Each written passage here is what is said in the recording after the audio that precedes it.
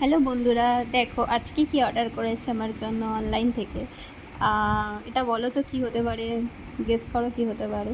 আমার খুব পছন্দের জিনিস, এটা আমার খুব প্রয়োজন ছিল, আমার আগেরটা নষ্ট হয়ে গেছে। তো অনেক দিন ধরে কিনবো কিনবো করে আর কেনা হচ্ছে না। তো বর সেদিনকে অনলাইনে অর্ডার করে দিল।